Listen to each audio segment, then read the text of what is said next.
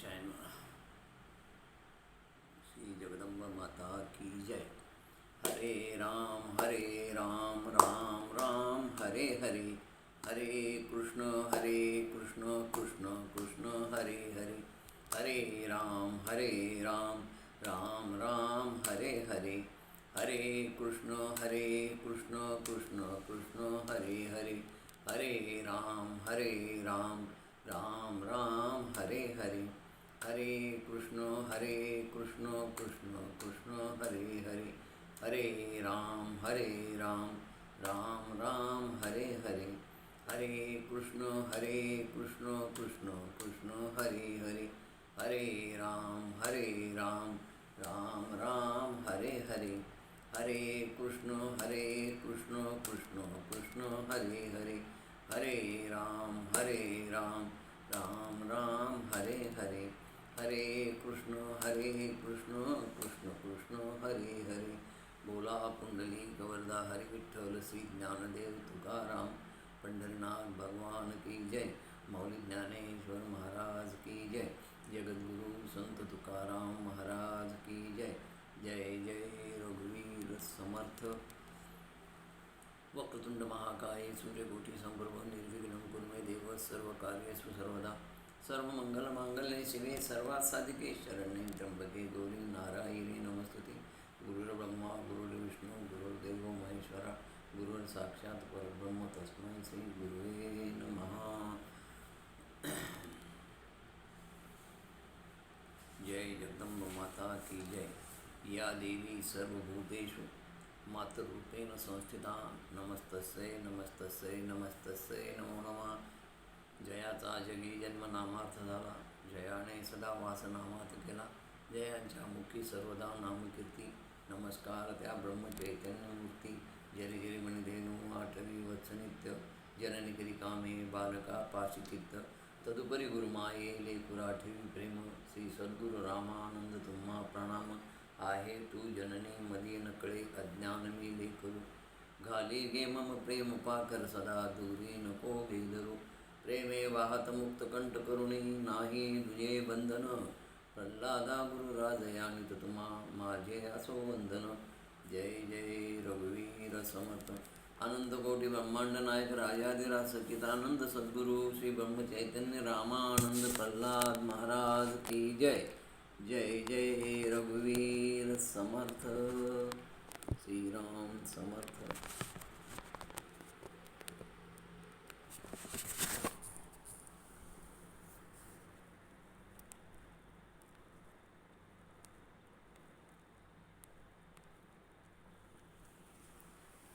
हरे राम। आपला देवी भागवताचा 6वा दिवस कथाभाग चालू। 6व्या दिवसाचा काल आपण पहिला कथाभाग पाहिला। या 6व्या दिवसाच्या कथेमध्ये ज्या ज्या देवी भक्तांनी देवीची आराधना केली, उपासना केली, आणि त्या देवी भक्तांना देवीनं दर्शन दिलं, काही भक्तांचे संकट निरसन केले, अशी ही जगदंबा माता, तिची जर श्रद्धेनं तुम्ही उपासना केली, साधना केली, तर ती माता तुमचं संकट निरसन करते।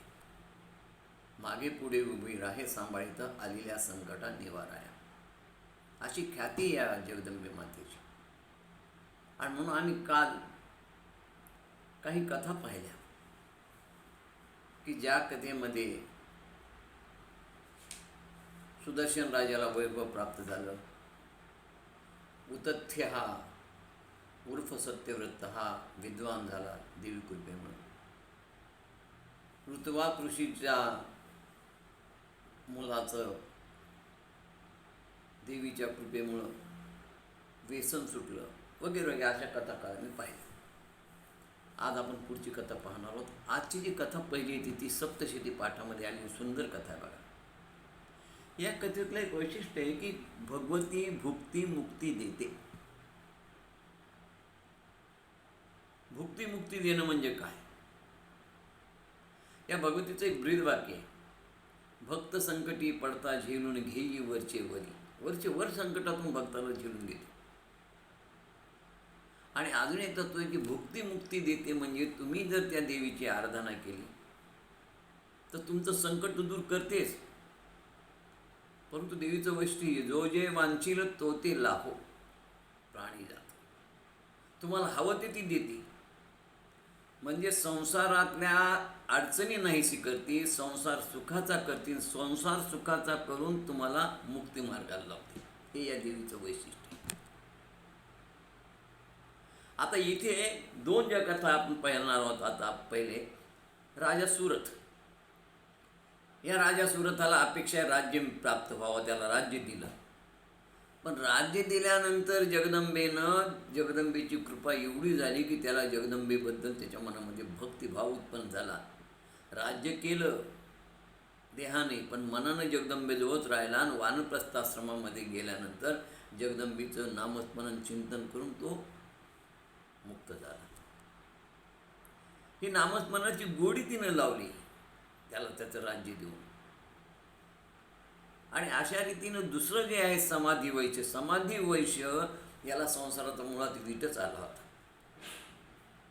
की मी एवढं काही माझ्या कुटुंबासाठी केलं, पत्नीसाठी, मुलासाठी, पण पैसा हा सर्वांना प्रिय असल्यामुळे त्यांनी मला घरातून हाकलून दिलं आणि माझी संपत्ती घेतली.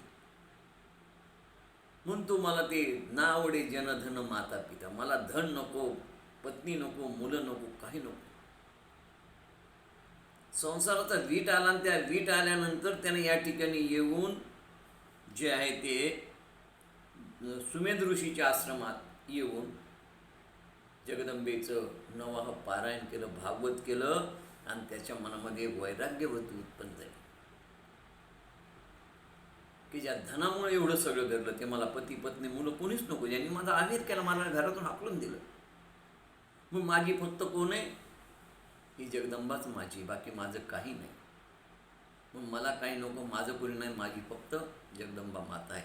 आणि म्हणून त्याची इच्छा होती की मला जे ते मुक्ती मिळावी, म्हणून त्याला मुक्ती दिली. म्हणजे जो जे वांछेल तो ते लाहो. बघा, या सुरत राजाची अपेक्षा होती त्याला राज्य मिळावं. ठीक बाबा, राज्य कारभार कर, राज्य कर, वानप्रस्थाश्रमामध्ये माझं नामस्मरण कर आणि मुक्त हो. म्हणजे त्याला राज्य दिलं, ज्याला जे हवं ते. या सुरत वैश्याला वीटच आला होता संसाराचा. संसार नकोच मला, नावच करू देत नव्हतं. ठीक आहे, त्याला वैराग्य दिलं, मुक्ती दिली. अशा या दोन्ही कथा आपल्याला इथं आज बघायच्या. राजा जन्मेजय म्हणाला मुनिवर्य, म्हणजे व्यासांना मुनिवर्य म्हणायला. बरं, व्यास महर्षी, मला हे सांगा, मनोरथ पूर्ण करणाऱ्या देवीची आराधना करून कोणाला मोठं फळ प्राप्त झालं? हे मला थोडक्यात कथन करा, एखादं उदाहरण सांगू. त्यावेळेस व्यास म्हणाले, पूर्वी स्वारोचिष मन्वंतरात सुरत नावाचा राजा होऊन गेला म्हणाले.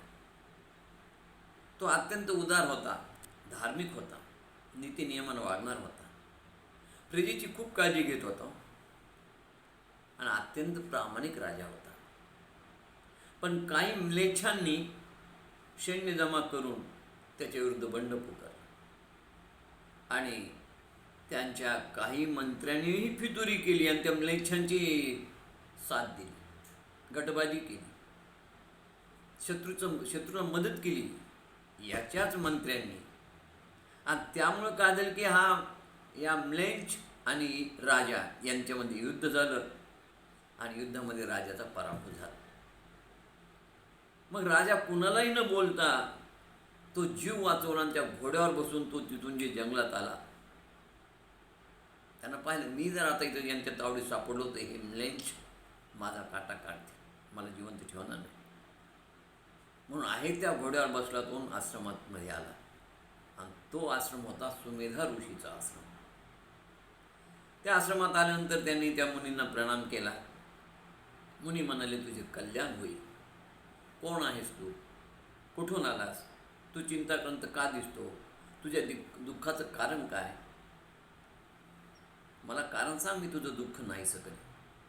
तेव्हा मग सुरत राजानं आपला सगळा इतिहास त्या सुमेधा मुनीनं सांगितलं की मी सुरत नावाचा राजा आहे आणि शत्रूनं माझा पराजय केला. माझ्याच राज्यातील माझेच काही हितचिंतक माझ्या विरोधात गेले, त्यांनी कट रचला आणि शत्रूच्या मदतीनं माझं राज्य गेलं. मी घरदार भार्या सर्वांना सोडून मुनीवर माझा प्राण वाचवून तुमच्या आश्रमात आलेलो आहे. आपण मला या ठिकाणी सहारा द्यावा, आधार द्यावा, माझं रक्षण करावं. तुम्ही मला सांगाल तसं मी वागेन. तुम्हीच मला मदत आणि मार्गदर्शन करा. आता माझा या भूतलावर कुणीच राहिलेलं नाही मुनीवरी, आणि म्हणून मी तुमच्या आश्रमात आलो. मुनी म्हणाले, राजा तू काळजी करू नको, निर्भयपणानं तू येथे राहा. तुझा शत्रू येथपर्यंत येणार नाही आणि तू इथं आरामात राहा. त्याचं वचन ऐकून राजाला आनंद झाला आणि तो तिथे आनंदात राहू लागला. आता आनंदात राहत असताना राजांनी पाहिलं याच्या दुःखाचं मूळ कारण काय. ऋषींनी, सुमेधा ऋषींनी त्याला समजावून सांगितलं की तुझ्या दुःखाचं मूळ कारण जे आहे ते तुझं राज्य, संपत्ती. पण एकच सांगितलं की राजा तुला एक गोष्ट सांगतो मी, हे सगळं मिथ्या आहे. लक्षात घे, तू इथं आनंदात राहा, तुला हळूहळू सगळ्या गोष्टीचा उलगडा होईल आणि तुला खरं ज्ञान प्राप्त होईल. तू काळजी करू नको. आणि मी त्याच्यावर काही उपाय सांगेल तुला. ऋषींचं वचन ऐकून राजा तिथं आनंदात राहू लागला.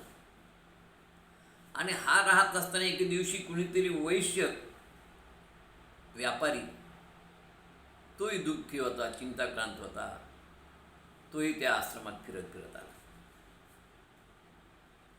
आता राजाची आणि या वैश्य यांची भेट झाली. त्याचं नाव होतं समाधी. समाधी नाव होतं, पण वैश्य हा व्यापारी होता. वैश्य म्हणजे व्यापार करणार. या राजाने, सुमेधा राजाने त्या वैश्याला विचारलं, आपण कोण, कुठून आलात, काय, तुम्ही शोकाकुलत दिसता. त्यानं विचारलं, तुम्ही कोण आहात? अरे म्हणाले, मी तर राजा होतो. तू आणि मी समदुःखी आहोत म्हणाले. मी तुझ्यासारखं दुःखी आहे. माझे जवळचे हितचिंतक माझे फितूर झाले आणि शत्रूच्या मदतीने त्यांनी माझा पराभव केला. मी घरदार, पत्नी, मुलं सगळं सोडून, राज्य सोडून, प्राण वाचून या ठिकाणी आलेलो आहे म्हणा. अशी माझी परिस्थिती. पण तू देखील शोकाकुल दिसतोस म्हणाले.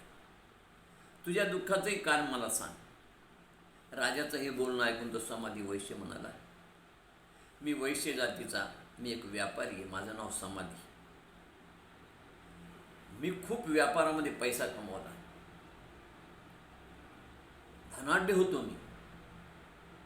पण धन कमावला असताना देखील मी माझा धर्म सोडला नाही. मी सत्यवचनी होतो, धर्मात निपुण होतो आणि सत्याच्या मार्गाने चालत होतो. मी कोणाचा मत्सर केला नाही. परंतु योगायोग असा झाला की माझ्या दुर्जनी, दुराचारी, पुत्र कलंत्रानी, स्वजनांनी, माझ्याच आप्तस्वकीयांनी धनामुळे माझा त्याग केला. मला घरातून हाकलून दिलं. माझं धन त्यांनी लुबाडलं आणि माझ्या धनावरती त्यांनी ताबा मिळवला आणि मला घरातून हाकलून दिलं. आणि त्याकरता मी फार दुःखी झालो. मला या संसाराचाच वीट आला आहे. माता, पित्रा, जन, धन, मुलं, बाळ काही नाही. माझा त्याच्यावर विश्वासच राहिला नाही. सगळे पैशाचे प्रिय, सगळ्यांना पैसा हवा आहे. माणसात माणुसकीच उरलेली नाही. आणि म्हणून मी या वनामध्ये आलो. आता तुम्ही कोणी सांगा म्हणलं तर राजानं स्वतःचा सगळा परिचय समाधी वैश्याला दिला आणि ते दोघं मुनीकडे आले. दोघांनी मुनींना प्रणाम केला. राजानं त्या सुरथ वैश्याचा परिचय करून दिला, त्याच्या दुःखाचं कारण सांगितलं. आणि राजा म्हणाला, मुनिवर्य, आमच्या दोघांचं, आम्ही दोघेही समदुःखी आहोत म्हणाले. आमच्या दोघांच्या दुःखाचे कारण वेगवेगळे आहेत. या दुःखाचं आपण निवारण करून तुम्ही आम्हाला मार्गदर्शन करावं.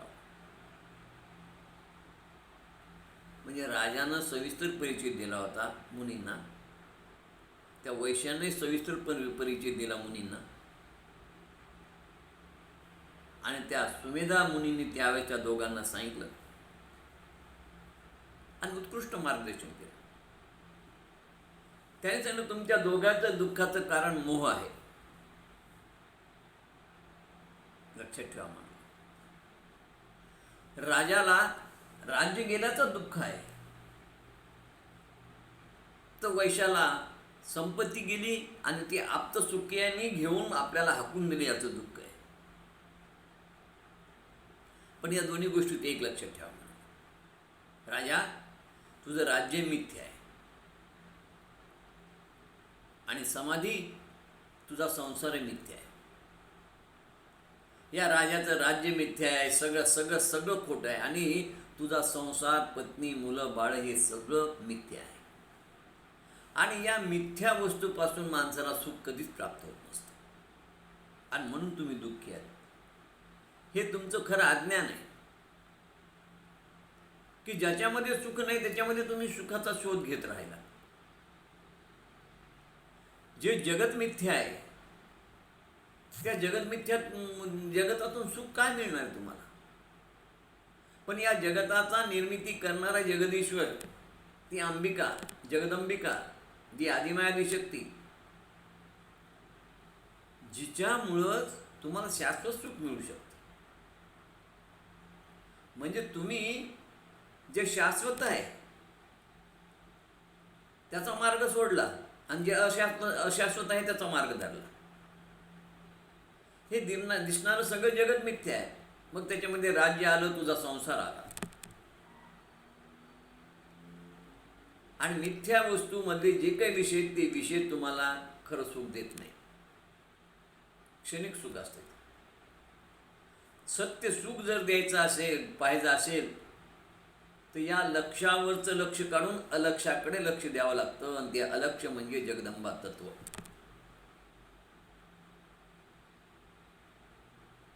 अरे तू संपत्ती म्हणतोस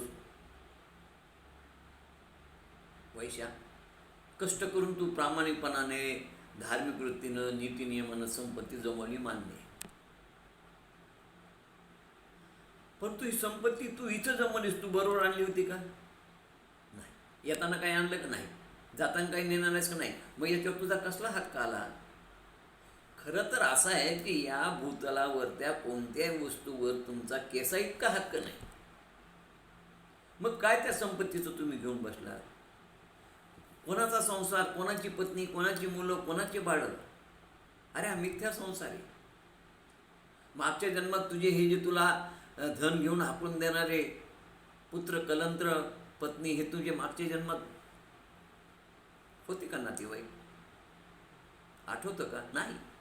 का आठवत नाही? त्याचं कारण शास्त्रात सांगतं, जीव जन्माला येतो, नातीगोती निर्माण करतो, बाकी काही संबंध नसतो. तू जन्माला आलास, तुला पत्नी मिळाली, मुलं बाळ झाली, तू हे सगळे नातेगोती निर्माण केले, आणि एक दिवस असा येतो तो की दोन ओळख्याची होते सागरात भेट, एक लाट तोडी दोघांनाही वाट. अरे एकदा जर तुमचा आता संबंध सुटला की परत आयुष्यभर तुम्ही एकमेकाला मिळणार नाही. म्हणून संसार हा दुःखाचं मूळ आहे, राज्य हे दुःखाचं मूळ आहे, आणि हे सगळं मिथ्या आहे. आणि जोपर्यंत तुम्हाला हे कळणार नाही तोपर्यंत तुम्हाला खरं सुख प्राप्त होणार नाही. आणि याच्याकरता काय माहिती आहे का, की आपण जी सत्य वस्तू आहे, सत्य काय, शास्त्र काय सांगतं? ब्रह्मसत्य जगत मिथ्या. म्हणून या मिथ्या जगताबद्दलची आसक्ती सोडा, प्रभूवर आसक्ती धरा, जगदंबेची आसक्ती धरा. ती सत्य आहे, ती त्रिकालाबाधित सत्य आहे. बरं, या जगदंबेचं वैशिष्ट्य असं की जगदंबा तुम्हाला हवं ते देते, जो जे वांछील तो ते लाव. जर सुमेधार राजाला जर राज्य हवं असेल तर ती जगदंबा राज्य देईल, राज्य देऊन त्याचं मत परिवर्तन करून त्याला मुक्तीही देईल, तिची कृपा झाली तर. म्हणून भुक्ती आणि मुक्ती देणारी आदिमायादी शक्ती. तुला जर या संसाराचा खरंच विचारला आणि तुला जर माझं म्हणणं पडलं की संसार मिथ्या आहे, जीव उत्पन्न होतो ही नातीगोती निर्माण होतो, ही नातीगोती कायम टिकणारी नसतात, आणि आता तुझ्यामध्ये त्या नात्यामध्ये जर दरार पडली असेल आणि तुला जर त्या संसाराचा खरा वीट आला आणि तू जर हा मिथ्या संसार जर सोडला, त्याची आसक्ती आणि जगदंबेची आसक्ती जर धरली, तर तुला मुक्ती मिळेल. मातेचं तत्व आहे, जो जे वांछील तो ते लाव. अशा रीतीनं सुमेधा ऋषीने दोघांनाही उत्तम मार्गदर्शन केलं आणि त्यांनी सांगितलं की या जगताचं कारण ती भुवनेश्वरी जगदंबा आहे, ती ही जगत निर्माण करते आणि तीच या प्राणीमात्राचं सर्वांचं दुःख निवारण करते. आणि म्हणून सर्व प्राणीमात्राच्या हृदयात तिचाच संचार आहे. अरे, ब्रह्मा विष्णू महेश देखील तिनेच निर्माण केले. जगताची स्थिती लय उत्पत्ती तीच करते, तिच्याच आदेशाने हे सगळं होतं. मग त्यावेळेस त्या दोघांना हे पटलं. त्या दोघांनी विचारलं की ऋषी मुनिवर्य, आम्हाला मा भगवतीची आराधना आणि उपासना कशी करावी तुम्ही आम्हाला विधीपूर्वक सांगा. आम्ही तुमच्याच आश्रमामध्ये राहून त्या जगदंबेची उपासना करू. आणि ऋषीने पटवून दिलं. बरं, राजाचा मोह नाहीसा झाला, परंतु राजाच्या मनात इच्छा हीच होती की ज्या दुष्टांनी मला फसवलं त्या दुष्टांना योग्य ते मार्ग दाखवणं आवश्यक आहे. म्हणून राजाच्या मनामध्ये थोडा राज्याचा थोडासा मोह होताच, परंतु वैश्याच्या मनातला सगळा मोह नाहीसा झाला. वैश्याच्या लक्षात आलं की नाही कुणाची कुणी, तुझे नव्हे रे कोणी, अंती प्राण एकलाच तू जाशील माझे माझे म्हणून. हे तत्व वैश्याला बरोबर सुमेधा ऋषीच्या उपदेशानं पटलं होतं. आणि मग सुमेधा ऋषींनी भुवनेश्वरीची माहिती त्यांना सांगितली, जगदंबेची माहिती सांगितली की हिचा पूजाविधी कसा आहे, हिचं नववा पारायण कसं करावं, त्यानंतर हिची तुम्ही जे ते भागवताचं, या देवी भागवताचं वाचन कसं करावं, श्रवण कसं करावं, मनन कसं करावं, त्याचा सगळा विधी नियम सगळा समजावून सांगितला. की प्रथम मंगल स्नान करा, शुभ वस्त्र परिधान करा, आचमन करा, न्यास करा, यंत्रमूर्ती फोटो जे उपलब्ध असतील ते ठेवून त्याची स्थापना करा, भगवतीचं ध्यान करा आणि जपाच्या 1.0 होम हवन करा, सप्तशतीचा पाठ करा, 9 दिवस शुभ शुचिरभूत राहून जगदंबेचं पारायण करा, देवी भागवताचं वाचन करा आणि आरती करून इथं आहे तोच प्रसाद दाखवा. अशा प्रकारे तुम्ही या देवीची आराधना करा, म्हणजे तुम्हाला तुमचं पूर्ववत सुख प्राप्त होईल. ज्यांना जे हवं ते मिळेल. राजाला राजा व्हायची इच्छा असेल त्याला राज्य मिळेल, तुला जर संसार हवा असेल, संपत्ती हवी असेल ती मिळेल, किंवा तुला जर त्याचा त्याग करून जर मुक्ती हवी असेल तीही मिळेल. जो जे वांछील तो ते लाभ. तर तुम्ही दोघं अशाच प्रकारचं व्रत करा आणि तुम्हा दोघांनाही देवीच्या कृपेनं तुम्हाला हवं तसं जे हवं ते वैभव प्राप्त होईल. मुनीचं भाषण ऐकून दोघांनी देवीची आराधना केली, नवाह पारायण केलं, जप केला. सुमेधा ऋषीने त्यांना अनुग्रह दिला. जगदंबेचा नवाह मंत्र सांगितला, ओम ऐं ह्रीं क्लीं चामुंडायै विच्चै. हा त्यांच्या कानामध्ये मंत्र दिला. दोघे नदीकाठी गेले. त्या आश्रमाजवळ नदी होती. स्नान केलं आणि त्यांनी त्या नदीच्या काठावर एका कुटीमध्ये रोज देवीचं अनुष्ठान केलं. जप तप ग्रंथ वाचन असं 9 दिवस नवाह पारायण करून पुढे 1 महिनाभर ते तिथे राहिले. 1 महिनाभर त्यांनी नवाह मंत्राचा जप केला आणि पुढे मग 1 महिन्यानंतर त्यांना त्यात खूप गोडी वाटली, आनंद वाटल्यानंतर ते पुढे 2 वर्षे सतत तिथेच राहिले आणि त्या 2 वर्षामध्ये एकूण 4 नवरात्र आले अश्विन महिन्यातले. त्या 4ही नवरात्रामध्ये त्यांनी जगदंबेचं पारायण केलं आणि अशा रीतीनं जगदंबेचं पारायण केल्यानंतर जगदंबा माता त्यांना प्रसन्न झाली आणि जगदंबा माता प्रसन्न झाल्यानंतर ती देवीला पाहिल्याबरोबर त्यांना आनंद झाला. देवी म्हणाले, राजा, तू बळाचा प्रयोग करून शत्रूला हरवून तुझे राज्य परत मिळवशील. हां, माझा तुला आशीर्वाद आहे. तुला शत्रू शरण येईल. तुझी इच्छा आहे राजा व्हायची. तुला राज्य परत मिळेल. परत तुझं राज्य, पत्नी, मुलं, बाळ सगळं पूर्वीचं वैभव तुला प्राप्त होईल. आणि हे प्राप्त झाल्यानंतर पुढे तुला माझ्या भक्तीची गोडी उत्पन्न होईल. माझा लोलो लागेल. लोलो लागला आंबेचा. माझ्याबद्दलचं भक्ती प्रेम तुझ्यामध्ये उत्पन्न होईल आणि मग तू वानप्रस्थाश्रमामध्ये जाऊन माझंच नामस्मरण चिंतन करशील आणि नामस्मरण चिंतन करून तुला पुढील जन्मी तू सूर्यापासून जन्माला येऊन सावर्णी नावाचा मनू होशील. एवढा आशीर्वाद दिला. त्यानंतर समाधी वैशाला देवी म्हणाली, तुला या संसाराचा वीट आलाय, संसाराचा कंटाळा आलाय आणि म्हणून तुला मी मोक्ष देईन. अशा प्रकारे दोघांना इच्छित वर देऊन देवी अंतर्धान पावली आणि नंतर दोघांनीही मुनींना वंदन करून ते दोघे आपापल्या स्वस्थानी निघून गेले. अशा प्रकारची कथा.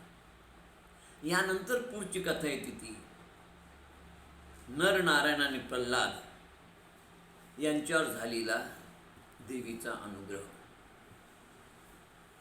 आता ही कथा तुम्हाला थोडा आश्चर्य वाटेल की भक्त प्रल्हाद आणि नरनारायण विष्णूचे अवतार, पण यांच्यामध्ये फार मोठं युद्ध झालं. आणि युद्धाचं नेमकं कारण काय होतं तर फक्त अहंकार. म्हणजे यातून आमच्या लक्षात येते, देवी भागवत हेच सांगते की अहंकार हा विष्णूचे अवतार असणाऱ्या नरनारायणला असू शकतो. अहंकार हा भक्ताला असू शकतो, प्रल्हादासारख्या भक्ताला असू शकतो. आणि याचं कारण आहे की देवी भागवत सांगते की सर्व प्राणी मात्राच्या ठिकाणी आसक्ती आहे, भय आहे, चिंता आहे, दुःख आहे, मोह आहे, माया आहे.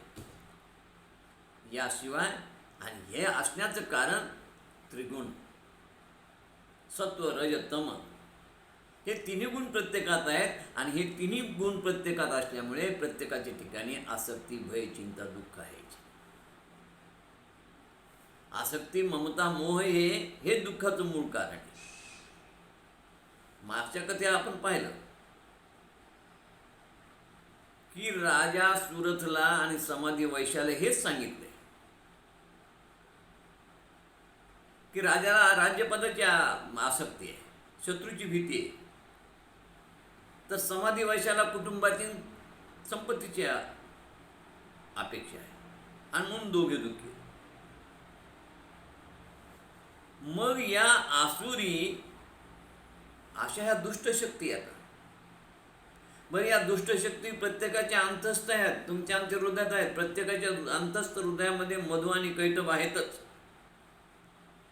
स्तुती केली की तुम्हाला गोड वाटतं आणि कोणी वाईट बोलले की तुम्हाला वाईट वाटतं. हे मधु कैटभ आमच्यामध्ये आहेतच. आणि म्हणून दोघांना ऋषीनं छानपैकी पारायण केलं. उपदेश केल्यानंतर त्यांनी पारायण केल्यानंतर त्यांच्यामधली दुष्टशक्ती, वाईट विचार, मरगळलेली अवस्था नष्ट होऊन त्यांच्या जीवनाचं कल्याण झालं. अशी ही भगवती किंवा आम्हाला सर्वांना उपकार करणे असणारी या भगवतीचं वैशिष्ट्य आहे की हे 3 गुण प्रत्येकात आहेत, सत्व, रज, तम. आणि म्हणून ही कथा सांगताना नरनारायणाची राजा जन्मेजय व्यासाला म्हणाले की महाराज, खरंच हा संसार पाप आहे का? पापरूप आहे का? आता या संसारातून पुरुष कसा मुक्त व्हावा? हे बघा, त्रैलोक्याचा ऐश्वर्य प्राप्त असलेले देवादिदेव, मग त्याच्यामध्ये इंद्रासारखे देव असतील, विष्णूसारखे देव असतील, नरनारायणासारखे देव असतील, प्रल्हादासारखे भक्त असतील, विश्वामित्र वशिष्ठसारखे मान्यवर ऋषी असतील. एवढंच नाही तर जन्मेजय म्हणाला, माझे पूर्वज कौरव पांडव, तसेच प्रत्यक्ष श्रीहरीनं देखील तुळशीचं सत्वहरण केलं. पांडवांनी राजसूय यज्ञ केला, त्या यज्ञाचं देखील फळ खूप वाईट मिळालं आणि तो यज्ञ कष्टदायक ठरला. वामनानं 100 यज्ञ करणाऱ्या बळीला पाताळात घातलं.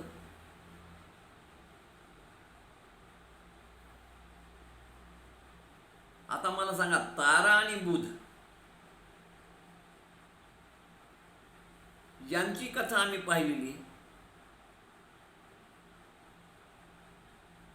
की चंद्राबरोबर तारा राहिल्या. तर तारा म्हणजे बृहस्पतींची पत्नी, चंद्राचे गुरु असणारे, पण चंद्र आणि तारेपासून बुध उत्पन्न झाला. तर अशा प्रकारे मनुष्य असा का चुका करतो ना, असे पाप का त्याच्या हातून घडतात? गीतेमध्ये देखील कृष्णाने अर्जुनाला विचारलं की आता केन प्रयत्न पापम चरित पुरुषा, का म्हणजे कशामुळे मनुष्य पाप करतो? पापाचं कारण काय? आता केन प्रयुक्तम, कशामुळे मनुष्य उद्युक्त होतो, का मनुष्य पाप करतो, पापाचं कारण काय? तर त्यावेळेस त्यांनी तिथं सांगितलं गीतेमध्ये की रजोगुण तमोगुण यामुळं शुद्ध माणसाच्या हातानं, ज्ञानी माणसाच्या हाताने देखील पाप होतो.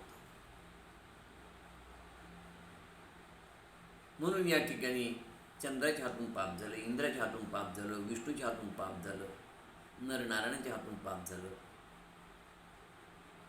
वशिष्ठ विश्वामित्राच्या हातून पाप झालं. विश्वामित्राचं मेनकेने एका मिनिटात नवभेद केलं.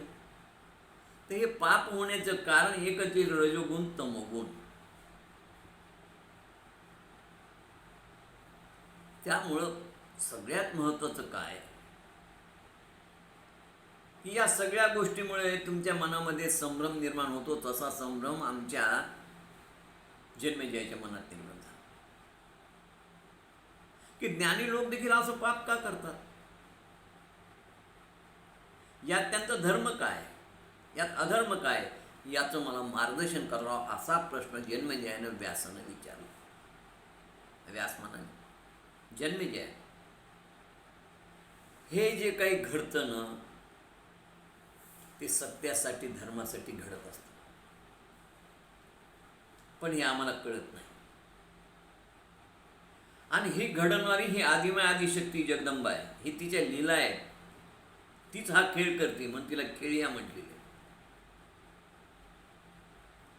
या सगळ्या विश्वासी चालक पालक मालक तिचे हे काही जगामध्ये घडतं, त्याची करती करविती जगदंबा आहे. या भूताला साधं झाडाचं पान तिच्या इच्छेशिवाय हलत नाही. हे सगळं कार्य घडण्याला कारण ही आदिमय आदिशक्ती. आता या सगळ्या गोष्टीपासून आणि काय असतो, अनभिज्ञ असतो, आम्हाला काही कळत नाही हे का होतं, असं का घडतं याचं आम्हाला ज्ञान नसतं. मग अज्ञानानं आम्ही त्यातून काहीतरी वेगळाच अर्थ काढतो. आता बघा की आम्ही, व्यास म्हणाले, प्रत्यक्ष माझं चरित्र तुम्ही पाहिलं. माझं चरित्र पाहत असताना व्यास सांगतात की पराशर ऋषी आणि सत्यवती यांच्यापासून व्यासाची उत्पत्ती झाली. मग पराशरासारख्या विद्वानाच्या मनात अशा प्रकारची कामवासना सत्यवतीला पाहताच का निर्माण व्हावी? हे पाप त्यांच्या मनात का यावं? पराशर ऋषी काही सामान्य नाही. त्यांनी तिला सांगितलं, उत्तर दिलं, बेटा म्हणे माझ्या भोवतीचा हजारो अप्सरा, किती सुंदर सुंदर अप्सरा, पण माझ्या मनात कधी कामवासना निर्माण झाली नाही. पण तू तेवढी सुंदर नसणारी, काळी सावळी असणारी, तुझ्या अंगाचा दुर्गंध येत असताना तुझ्याबद्दल माझ्या मनात कामवासना उत्पन्न व्हावं, आणि तपोबलाच्या सहाय्याने मी तुला सुंदर करावं, तुझा सुगंध सगळीकडे पसरावा. आणि त्यांनी अंतर्ज्ञानानं जाणलं होतं हे सगळं त्या भगवतीचं कार्य आहे. आणि म्हणून भगवती अशा प्रकारचं कार्य करून घेते, त्यावेळेस तुम्हाला आम्हाला कळत नाही आणि आपण विनाकारण अज्ञानानं दोष देत राहतो. राशी ऋषीसारखा मंत्रद्वेष्टा असणारा ऋषी मुनी तो स्त्रीलंपट होऊ शकत नाही. पण त्याची कामवासना इथं का प्रबळ झाली, रजोगुण तमोगुण का उपळला, तर त्याचं कारण आहे की व्यासासारखा धर्मज्ञ आणि या भगवंताचा अवतार या भूतलावरती होणं आवश्यक होता. ज्ञान देणारा अवतार. लोपले ज्ञानजगी हित नेणं ती कोणी. हे लोपलेलं ज्ञान जगताला समोर प्रकट करणारा असा ज्ञान मार्गाचा ज्ञान देणारा अवतार भूतलावर होणं आवश्यक होता. म्हणून पराशर ऋषीच्या हातून अशी घटना घडली. या प्रत्येक कार्य घडण्याला कारण असतं, पण याचं आम्हाला ज्ञान नसतं. आणि यामुळं असं का घडतं असा आमच्या मनामध्ये प्रश्न निर्माण होतो. आणि मग आपण त्यातून अज्ञानानं काहीतरी का विचार करतो आणि बोलून जातो, हे ऋषीमुनी असेच वगैरे वगैरे. आमच्या धर्मग्रंथात अजिबात कथा तसं नसतं. हे सगळं आमचं अज्ञान असतं. आता या देवी भागवतामध्ये तुळशीचं सत्व विष्णूनं हरण केलं श्रीहरीनं. त्याला तुळशीनं शाप दिला, तू शाळीग्राम होशील. आता इथं तुळशीचं सत्व हरण करण्यामागचं त्या काय कारण होतं, हे सगळं बरं कोणी करायला हरण, हे भगवतीनं आदेश दिला. कारण त्याच्यामध्ये तुळशीचं हित होतं. तिचा पती दुष्ट दानव होता, तो देवांनाही युद्धामध्ये हार होत नव्हता, त्याचा अहंकार वाढला होता आणि त्याला मृत्यू येत नव्हता. त्याचं कारण होतं तुळशीचं पातिव्रत्य. म्हणून श्रीहरीनं तिचं ते सत्व हरण केलं आणि धर्माचा विजय झाला. बरं पुढे या तुळशीला श्रीहरीनं जगदंबे मातेनं कृष्णाच्या सानिध्यामध्ये गोलोकात तिला स्थान मिळवून दिलं. मग तिचं कल्याणच झालं की नाही शेवटी. आणि म्हणून त्यांनी सांगितलं की जन्मेजया, प्रत्येक देहधारी सगुण रूपाला सर्वस्वी सत्याचं पालन करणं अवघड आहे म्हणाले. मग तुमचं आमचं मानवाचं काय. आता का ह्या देहधारी सगुण रूपाला सत्याचं पालन करणं कठीण आहे, त्याचं कारण सांगितलं की या देहधारी रूपाला त्रिगुणात्मक मायेमुळं असं वागावं लागतं. या सृष्टीची उत्पत्ती या त्रिगुणात्मक या 3 गुणातून झाली आहे, सत्व रज तम. या 3 गुणांनी ही प्रकृती निर्माण झाली, हे जगत निर्माण झाले. त्यामुळं हे जगत जरा वैचित्र्यपूर्व निर्माण झालेलं आहे, लक्षात ठेवा. आणि म्हणून अशा देहधारी सगुण रूप घेतलेल्या सत्पुरुषांना देखील सत्याचं काटेकोरपणे पालन करता येत नाही, कारण त्याचा तमोगुण रजोगुण उठवून कधी कधी येतो. आणि या ज्या काही घटना घडतात त्या घटनेमागे ईश्वरी संकेत असतात, ईश्वरी नियोजन असतं. आणि यातून हे काहीतरी कार्य घडत असतं. आता हयग्रीव अवतार पहा. ब्रह्मदेवाला शंकराला आश्चर्य वाटलो की श्रीहरीचं शिर धडा वेगळं झालं. पण यामागे त्या आदिमायेची लीला होती. ज्या हयग्रीवाकडून मृत्यू होईल असा वर दिला होता, पुढे तो हयग्रीव मातला. मग त्या वराप्रमाणे हयग्रीव घोड्याचं तोंड असणारा असुर या ठिकाणी निर्माण होणं आवश्यक होतं. त्याच्याशिवाय हयग्रीवाला मृत्यू येणार नव्हता. आणि म्हणून विष्णूला जगदंबेच्या इच्छेनं हयग्रीव व्हावं लागलं. आता हे ब्रह्मदेवाला माहीत नाही, शंकराला माहीत नाही हे का घडलं, ते स्वतःलाच दोष देऊ लागले. तर अशा प्रकारे या सगळ्या घटना घडत गेलेल्या. आणि म्हणून ही जी सृष्टी आहे सत्व रज तम त्रिगुणात्मक, आणि तिच्यामुळे हे सगळं अघटित असं घडतं. हे 3 गुण वासना या सगळ्यामुळे मानवाच्या किंवा ऋषीमुनींच्या इंद्रियाचा क्षोभ होत असतो. बघा, या त्रिगुणातून निर्माण झालेल्या माया मोहात गुरफटणाऱ्या पुरुषाच्या धर्माबाबत त्याला स्थिर राहता येत नाही, त्याची मती स्थिर होत नाही. या त्रिगुणामुळे त्याचा अहंकार निर्माण होतो. अहंकार निर्माण झाला तर मती स्थिर होत नाही आणि इंद्रियात क्षोभ उत्पन्न होतो. क्षोभ म्हणजे वासना, क्रोध. आणि मग मन त्यात आसक्त होतं.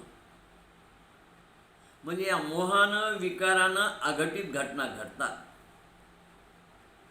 या त्रिगुणातून तुम्हाला काम, क्रोध, मद, मोह, लोभ, अधर्म, बुद्धी, तृष्णा हे दोष तुमच्या या त्रिगुणामुळे निर्माण होतात तुमच्यामध्ये. आणि मग जगताची निर्मितीच मुळात या सत्व-रज-तम या 3 गुणांना अहंकाराने झालेली. त्यामुळं आमच्यामध्ये लोभ, क्रोध निर्माण होऊन अहंकाराने आम्ही जे कर्म करतो ते केलेलं कर्म शुद्ध नसतं. ते केलेलं कर्म लोभ आणि रागयुक्त असतं. बरं, हा अहंकार अज्ञानीपेक्षा ज्ञानी लोकांना जास्त आहे. सत्वगुणापासून देव, रजोगुणापासून मानव आणि तमोगुणापासून दानव निर्माण झाले. तरी पण हे 3 गुण प्रत्येकात आहेतच. देवामध्ये सत्व रज तम गुण आहे, मानवामध्ये सत्व रज तम गुण आहे आणि दानवामध्ये सत्व रज तम गुण आहे. परंतु देवामधला सत्वगुण हा प्रभावी असतो. देवामधले तमोगुण आणि रजगुण हे असतात, पण त्यांचं प्रमाण फार कमी असतं, प्रभाव कमी असतो. मानवामध्ये या 3 गुणामध्ये रजोगुण, तमोगुण जास्त प्रभाव असतो. सत्वगुण असतो पण थोड्या प्रमाणात, कुठं कुठं तो वर येतो. सात्विक माणसामध्ये तमोगुण जास्त असतो, पण दानामध्ये तमोगुण आणि रजोगुण जास्त, 75% तो असतो. आणि म्हणून रजोगुण तमोगुणाचं प्राबल्य, सत्वगुण कमी होतात. जो गुण प्रबळ त्याप्रमाणे मग त्याला देव, दानव किंवा मानव म्हटलं जातं आणि त्याप्रमाणे त्याचं वर्तन दिसून येतं.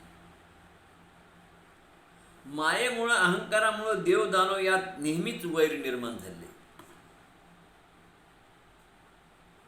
आणि या अहंकारामुळे देव सुद्धा द्वेष करतात, द्रोह करतात. आणि यातून काय अहिंसा देखील होऊ शकते. आता देवादी देव किंवा हे देखील या 3 गुणामुळं अशा प्रकारचे द्वेष किंवा द्रोह करू शकतात. तर मग सामान्य माणसाचं काय? कारण हा संसार सगळा अहंकारापासून निर्माण झालेला आहे. मग तो संसार राग द्वेष मुक्त कसा होईल? म्हणून व्यास म्हणाले, जन्मेजया, या संसारामध्ये धर्मनिष्ठ द्रोहबुद्धीशिवाय असलेला फार क्वचित सापडतो. 100% सत्वगुणी फार क्वचित सापडतो. राजा, हे जे विश्व आहे, कृतयुग, त्रेतायुग, ते देखील रागाने आणि द्वेषाने व्याप्त होतं. तिथं तर खरं म्हणजे सत्वगुण प्रबळ होता. त्यामुळं सत्ययुगामध्ये रागाचं आणि द्वेषाचं कमी प्रमाण होतं. आज तर सांप्रत कलियुग आहे. मग या कलियुगामध्ये प्राणी दूषित असतील यात काय नवलच नाही नव. कारण या कलियुगाचं वैशिष्ट्य हे काय सत्ययुग नाही. इथं तमोगुण रजोगुणच जास्त आहे. आणि तमोगुण रजोगुण असल्यामुळे या ठिकाणी हे सगळे प्राणी जे दूषित आणि कुबुद्धीचे असणार. हे पहा, कोणी तपस्वी किंवा तापशील, जपतप करणारा, ध्यान धारणार, तत्पर असणारा कुणी जे ते या अहंकारापासून मुक्त नाही. सिंहासनाची अभिलाषा सगळ्यालाच आहे. बघा, इंद्र देखील सत्वगुणी असून त्याच्यामध्ये द्रोह निर्माण होतो आणि तो कोणाच्या तपामध्ये व्यत्यय आणतो. कोणी यज्ञ सुरू केला की त्याला वाटतं माझं सिंहासन जाईल, म्हणून तो त्या यज्ञातून आश्व पळून देतो. हे सगळं का घडतं? तर आमच्यामध्ये असलेल्या तमोगुण रजोगुण, तमोगुण रजोगुणामुळं शुद्ध वासना राहत नाही. आणि ही अशुद्ध वासनाच अधर्माच्या स्थितीचं कारण होते. धर्म जर चांगला हवा असेल तर माणसाची वासना शुद्ध पाहिजे. पण या तमोगुण रजोगुणामुळं काय झालं की आमच्या सगळ्या वासना मलिन झालेल्या आहेत. त्यामुळे धर्म मलिन झाला. आणि या मलिन वासनेमुळे सर्वस्वाचा नाश होतो. बघा तुम्ही, आता कथा जी येते ती की ब्रह्मदेवापासून निर्माण झालेले नर नारायण आणि विष्णूचा भक्त असणारा प्रल्हाद यांच्या अहंकाराची कथा इथे सांगितली. पण हा अहंकार देवीनंच कृपा करून नष्ट केला. या ब्रह्मदेवापासून धर्म झाला. या धर्माला 3 मुलं झाली, हरिकृष्ण, नर आणि नारायण, धर्माचे पुत्र. एकदा नर आणि नारायण हे दोघेही खरं म्हणजे विष्णूचे अवतार आहेत. हिमालयामध्ये गंधमादन पर्वतावरती हजारो वर्षी तपश्चर्या करायला गेले नर नारायण. आता इंद्राला वाटलं यांची तपश्चर्या माझ्या राज्यासाठी असेल, यांना स्वर्ग हवा का? म्हणून इंद्रानं काय केलं, मायेनं त्यांच्या तपश्चर्येमध्ये व्यत्यय आणला. लांडगे, सिंह, व्याघ्र, पर्जन्य, वादळ, अग्नी सगळं निर्माण केलं. पण या नरनारायणावर त्याचा काही परिणाम झाला नाही. ते विचलित झाले नाही, त्यांची तपश्चर्या चालूच होती. तेव्हा या इंद्रांनी मदनाला, रंभेला, तिलोत्तमा, मेनका, रंभा, पुष्पगंधा, महाश्वेता, सुकेशी या सगळ्या अप्सरांना त्या तपात व्यत्यय आणण्यासाठी नरनारायणाकडे पाठवलं. किती म्हणजे इंद्राचा अहंकार आहे बघा. बरं, इंद्राने व्यत्यय आणण्याचा प्रयत्न केला. मदनांना पाठवलं, अप्सरांना पाठवलं. पण यांचा अहंकार होता, अरे हे अप्सर आले तर आमचं काय होणार आहे, आमच्यावर काही परिणाम होणार नाही. म्हणजे नरनारायणाला अहंकार झाला, इंद्रालाही अहंकार झाला. आता मग इंद्राने काय केलं, ह्या नरनारायणाने काय केलं, म्हणले तू आमच्यावर अप्सरा पाठवतो का? आणि मग या नरनारायणानं या रंभा तिलोत्तमापेक्षा सुंदर अशी एक अप्सरा निर्माण केली. त्यांच्या उरू या भागातून उर्वशी नावाची अप्सरा निर्माण झाली, जी या स्वर्गातील सगळ्या अप्सरापेक्षा सुंदर होती. आता त्या उर्वशीचं सौंदर्य पाहता स्वर्गातल्या अप्सरा भ्रमित झाल्या, त्यात मोहित झाल्या. आणि नरनारायणाच्या तपश्चर्याला त्यांनी नमन केलं आणि त्या परत स्वर्गात गेल्या. आणि त्यांनी इंद्राला सांगितलं, अरे आमच्यापेक्षा सुंदर अप्सरा तिथे म्हणे. आम्ही मोहित झालो. आता इथं जन्मेजयाने व्यासांना प्रश्न विचारला की ठीक आहे म्हणाले, हे अहंकार कळाला मला, परंतु पुढे मला असा प्रश्न उत्पन्न झाला माझ्या मनात की मी जे ऐकलंय ते की धर्मपुत्र हे नरनारायण आणि विष्णू भक्त प्रल्हाद यांच्यामध्ये युद्ध का झालं? खरं तर हे तिघेही दानशूर आहेत, धर्मात्मा आहेत, सत्वगुण आहेत. मग यांच्याबाबत असं का घडलं? तर व्यास म्हणाले, जन्मेजया, मी आधीच सांगितलं की हे सृष्टीचे 3 गुण फार घातक आहेत. पूर्वीपासून आजपर्यंत कुणालाच क्रोध आणि अहंकार यावर विजय प्राप्त करता आलेला नाही. म्हणजे आजपर्यंत कुणीच या क्रोधावर आणि अहंकारावर विजय प्राप्त केलेला नाही. आणि क्रोध आणि अहंकार कुठून उत्पन्न होतात? ते सत्व, रज, तमोगुण, यातला मधला रजोगुण, तमोगुण याच्यामध्ये. आणि अहंकारामुळे व्यास म्हणाले, अहंकारामुळे काम, क्रोध, मत्सर हे विकार निर्माण होतात. भक्त प्रल्हाद आणि नरनारायण यांचं युद्ध झालं ते अहंकारामुळेच. आता सर्वस्वी अहंकाराचा त्याग केलेला प्राणी आजपर्यंत आणि पूर्वी आजपर्यंत झालेला नाही आणि माझ्या पाहण्यात नाही, असं व्यास महर्षी स्वतः म्हणाले. आणि म्हणून अहंकाराने बद्ध असलेला माणूस कधीच मुक्त होत नाही, आणि त्यामुळं मुक्तीचं प्रमाण कमी आहे. अहंकार हा बंधनाला कारणीभूत होतो. 6,000 कोटी वर्ष तपश्चर्या करणाऱ्याच्या मनातलाही अहंकार नाहीसा होत नाही, आणि मग त्याचं सगळं तप कार्य व्यर्थ जातं.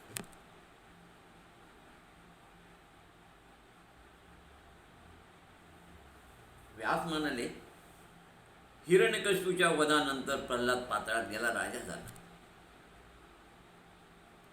आणि एकदा काय झालं की च्यवन मुनी नर्मदेला गंगेमध्ये स्नान करत असताना एका नागाने त्यांना वेढा घातला, आणि च्यवन मुनीला घेऊन तो पाताळात गेला. तेवढ्यात त्यांनी विष्णूचं आदिशक्तीचं चिंतन केलं च्यवन मुनीने. आता आदिशक्तीचं आदिमायेचं चिंतन केल्याबरोबर तो नाग विषरहित झाला, त्याचं विष नष्ट झालं, आणि तो घाबरला, आणि त्यांनी च्यवन मुनीला मुक्त केलं. आता च्यवन मुनीला पात्रात नेऊन सोडत, मग च्यवन मुनी पात्रामध्ये संचार करू लागले. पात्रात संचार करत असताना त्यांची प्रल्हादाची भेट झाली. प्रल्हाद आणि मुनींना कसे आले, काय आले विचारलं. त्यांचं मी तीर्थक्षेत्रावरती तीर्थाचं पर्यटन करू लागलो. मग प्रल्हाद आणि मुनींना तीर्थक्षेत्राची माहिती विचारली. त्याच मुनींनी सांगितलं की अनेक तीर्थ आहेत म्हणाले. मी या नर्मदा तीर्थाचं परिक्रमा करत होतो म्हणाले. त्याच्यामध्ये मला एका भयानक मोठ्या नागाने गुंडाळून पाताळात आणलं, पण माझ्या आदिमायेच्या शक्तीमुळे, तिच्या कृपेमुळं, नर्मदा मातेच्या कृपेमुळं तो विषरहितच झाला. त्याच्या विषाचा माझ्यावर परिणाम झाला नाही. त्याच्या लक्षात आलं, तो मला सोडून निघून गेला, म्हणून तुझी माझी भेट झाली. तीर्थामध्ये अनेक तीर्थ आहेत म्हणाले. नैमिषारण्य अत्यंत उत्तम तीर्थ आहे म्हणाले. चक्रतीर्थ आहे, पुष्कर आहे. अशा या सगळ्या तीर्थांची माहिती सांगितली. मग प्रल्हादानं आपल्या सगळ्या दानवांना म्हटलं की आपण नैमिषारण्य या तीर्थावर जाऊ गड्या, आणि तिथं जाऊन आपण तिथं सतत भगवंताचं त्या ठिकाणी वास्तव्य असतं, आपण श्रीहरीचं दर्शन घेऊ. आणि तो दैत्यांना घेऊन तीर्थयात्रा करू लागला.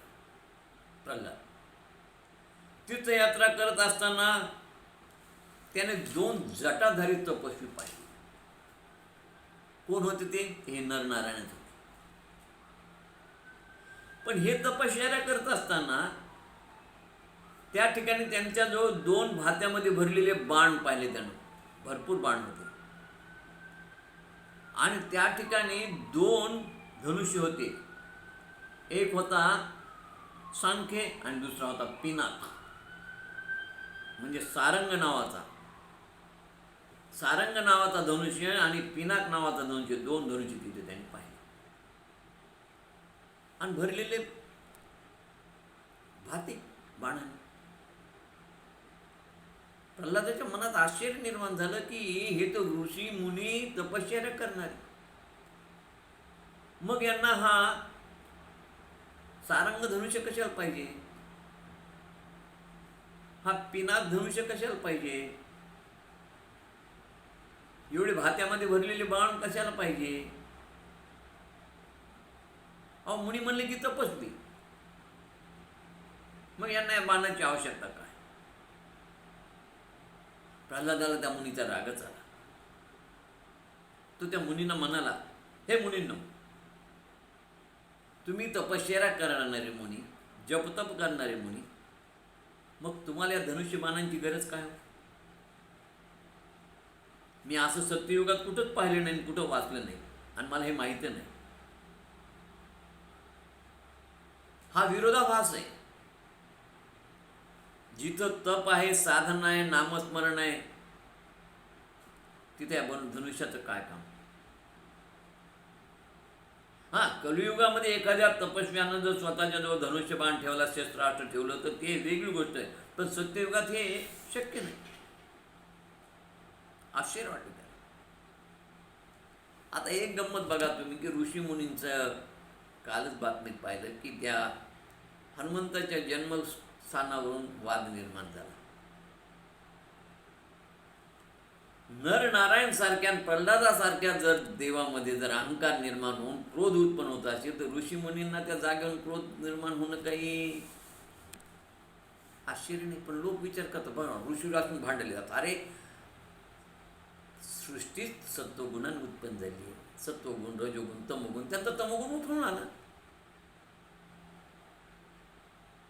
आणि म्हणून त्यांनी सांगितलं व्यासांनी जन्मेजयाला की बाबा एखाद वेळेस या म्हणजे कलियुगामध्ये एखाद्या वेळेस एखाद्या ऋषीजवळ मुनीजवळ शस्त्रास्त्र असेल तर हरकत नाही. परंतु प्रल्हाद म्हणाला की या सत्ययुगामध्ये या ऋषीमुनीजवळ हे शस्त्रास्त्र ठेवणं किंवा हा बाण ठेवणं हे विरोधाभास आहे. त्याला आश्चर्य वाटलं. त्याचं मत होतं तपस्वी मुनीनं तपच करावं, बाण हाती घेऊ नये. आणि म्हणून त्या प्रल्हादाने त्या नरनारायणाला हा प्रश्न केला. त्यावेळेस नर म्हणाले, हे दैत्यराज, तू आमच्या तपाची काळजी करू नको. सामर्थ्यानं प्रत्येकाला प्रत्येक गोष्ट प्राप्त होती. आम्ही युद्ध आणि तपश्चर्या दोन्ही करतो आणि दोन्हीमध्ये आम्ही समर्थ आहोत. दोन्ही कार्य आम्हाला करता येतात आणि त्याकरता आम्ही आमचे धनुष्यबाण बाळगतो.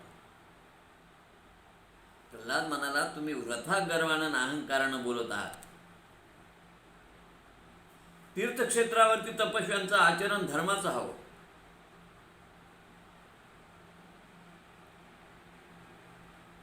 त्यांच्या अंगी जर सामर्थ्य असेल तरी त्यांनी अधर्माचं आचरण करू नये.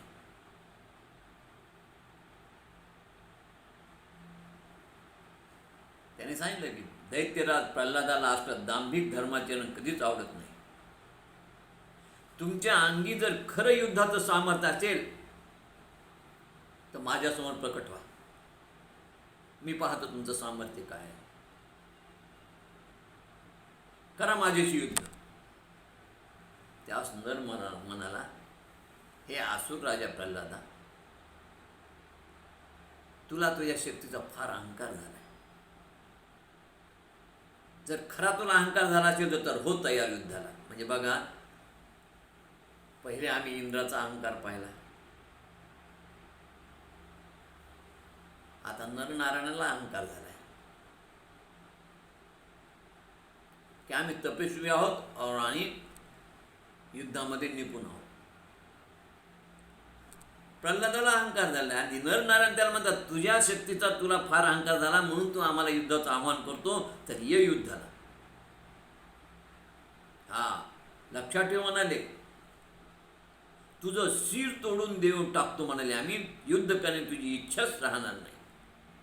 पहा, म्हणजे नरनारायण असून ते देखील युद्धाला प्रवृत्त झाले आणि प्रल्हादाला म्हणाले, तुझं आम्ही शिर तोडून टाकू, म्हणजे तुला युद्ध करण्याची इच्छाच होणार नाही. म्हणजे शिर तोडण्याची भाषा. किती अहंकार आहे. दोघांनाही अहंकार झाला म्हणून दोघांमध्ये तुंब युद्ध झालं. हे युद्ध एक नाही, दोन नाही, हजारो वर्ष चाललं. नरनारायण आणि प्रल्हादाकडून प्रल्हादाची आसुर सेना. कोणाचीच हार होईना. शेवटी आदिमाय आदिशक्ती प्रकट झाली आणि ती श्रीहरीला म्हणाली, अहंकारामुळे नरनारायण तुझा अवतार आणि तुझा भक्त प्रल्हाद हे दोघं युद्ध करत आहेत. त्यांना जाऊन योग्य समज दे आणि हे युद्ध बंद कर. देवीच्या आदेशाने पीत वस्त्र धारण करून श्रीहरी विष्णू परमात्मा युद्धाच्या ठिकाणी आले. देवीने आदेश दिला. शंखचक्र गदा हातात त्या कमल हाती धारण केलं होतं. तो विष्णू भगवंत पाहतात प्रल्हादाला आनंद झाला. त्याने दोन्ही हात जोडून विष्णूला नमस्कार केला आणि तो भगवंताला म्हणाला, हे देवा, हे जगन्नाथा, हे माधवा, युद्धामध्ये माझ्या हातून या तपस्व्यांचा पराभव का होत नाही? देवा, 1000 वर्ष होई पण मी युद्ध केलंय, पण हे दोघे माझ्याकडनं पराभूत झाले नाही. याबद्दल मला खरंच आश्चर्य वाटतं. तेव्हा विष्णू भगवंत म्हणाले, अरे प्रल्हादा, हे दोन्ही माझ्याच अंशापासून उत्पन्न झालेले, हे नरनारायण माझेच अंश आहेत, मग त्यांचा पराभव कसा होईल? महाविचारी राजा, तू हे युद्ध बंद कर, युद्ध थांबव आणि पाताळ जाऊन तू तुझं अचल भक्ती कर. जा, या तपस्व्याचा कदापि तुझ्या हातून पराभव होणार नाही, तू त्याचा विरोध करू नकोस. भगवान विष्णूची आज्ञा होताच तो दैत्यराज प्रल्हाद आपली आसुर सेना घेऊन पाताळात निघून गेला आणि विष्णूची भक्ती करू लागला. इकडे हे नर नारायण मुनी पुन्हा दारुण तपश्चर्या करू लागले. शेवटी नर नारायण मुनी आणि भक्त प्रल्हाद यांचा अहंकार देवी कृपेनं विष्णू भगवंतानंच नाहीसा केला. अहंकाराचा परिणाम काय झाला? अहंकारामुळे काय घडलं? या अहंकारामुळे विनाकारण देवाचे 1000 वर्ष गेले, तपश्चर्यापासून ते वंचित राहिले. टाइम इज मनी, गेलेला वेळ परत येत नसतो. देवापासून 1000 वर्ष विभक्त राहिले आणि सतत मनामध्ये काम, क्रोध, मद, मोह, लोभ हेच विचार त्यांच्या मनामध्ये घुटमळत होते. आणि म्हणून नामसाधना जगदंबेच्या तपश्चर्यापासून, उपासनेपासून तुम्ही आम्ही प्रपंचिकांनी दूर होऊ नये, राहू नये.